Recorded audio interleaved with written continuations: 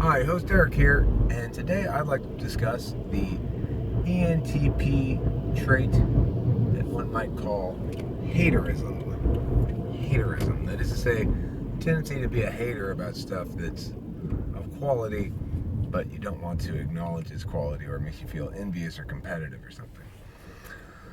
So, I'd say that's a fairly developed attribute in the ENTP, which is to say, we don't like to encounter other stuff that is successful in our niche. And we also don't like quiche. I like quiche, actually.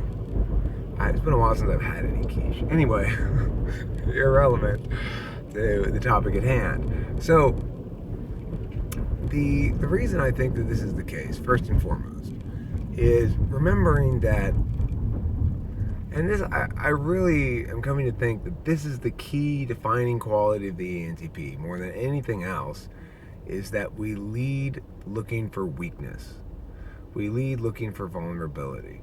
So, this plays out in a number of ways. One, it confuses us a lot when we're younger because we see the vulnerability in others. We see, or at least in groups, we see the vulnerability and the weakness in systems. We see the vulnerability and the weakness in ideas. We see the vulnerability and the weakness in the status quo. We also see vulnerability and weakness in our own narratives about ourselves. So it becomes very easy for us to have this fractured identity in which we are both celebratory of our greatness and dismissal of our dismissing of our worth.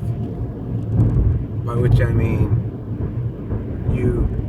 it's difficult to live with oneself when one is both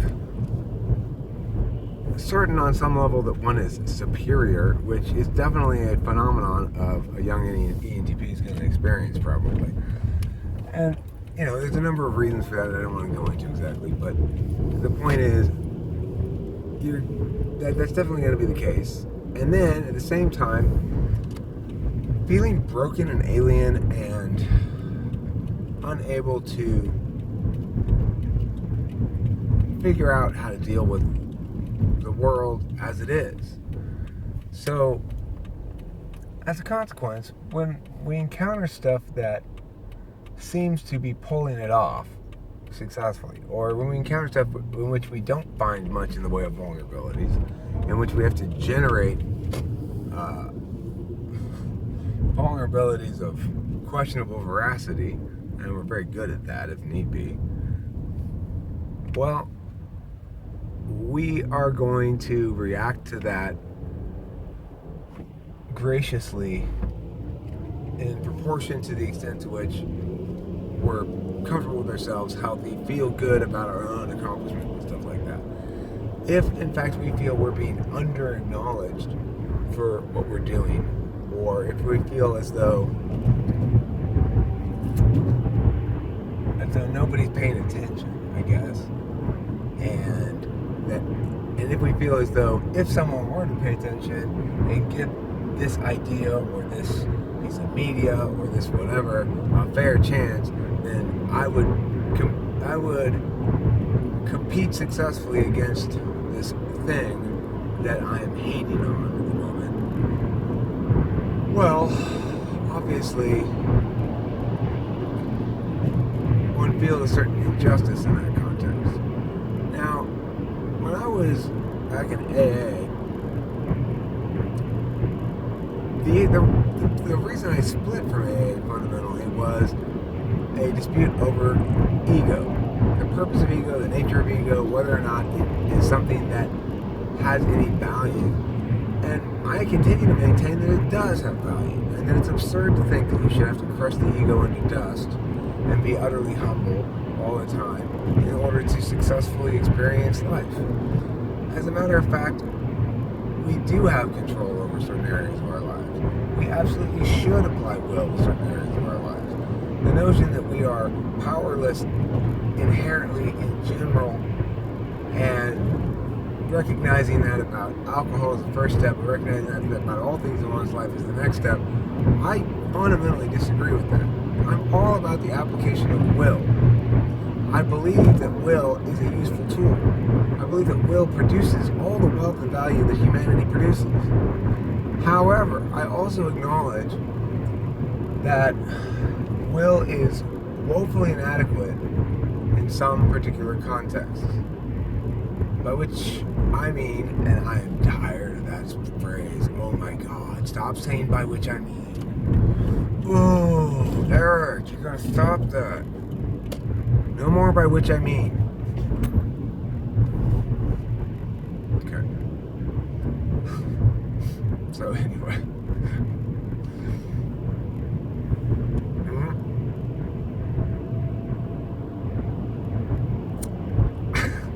What was I talking about? Fuck! Haterism, I know, but I lost the exact train of thought. You know, where exactly was I in this progression? I don't remember. Alright, well, the point being, little progressions like that are annoying. The point being, by which I mean. So, yeah, I hate sometimes. I'm older now. I'm a little bit more objective about it. I think it's important to remember, if you're going to get an accurate feel for the theory anyway, is that there's a development arc that involves those cognitive functions coming to terms with each other, so to speak. And I'm going to make a separate video on this issue here, but I believe that in childhood, the FETI roles are functionally reversed, and then they switch over to their normal status in adulthood. So anyway, that's enough for the hater video, except to add,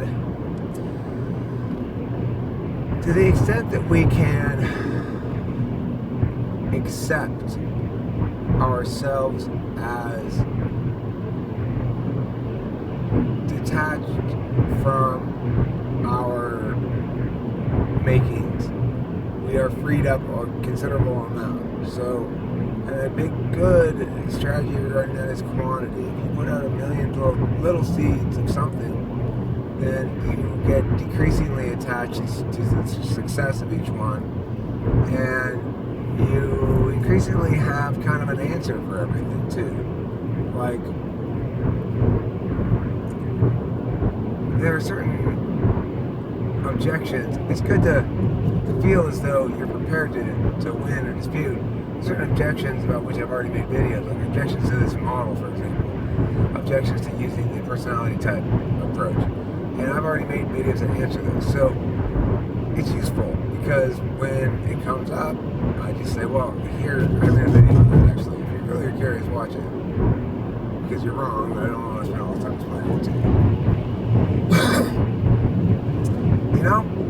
Make little videos of your ideas. Put them up on YouTube. Even if you don't make them public, save those things. You are doing work, you are generating wealth, and you are, in the same breath, preventing yourself from haterism. Because haterism is born as much out of an inability to finish things as anything else. We've got great ideas, we can't bring them to fruition, we hate it when other people do.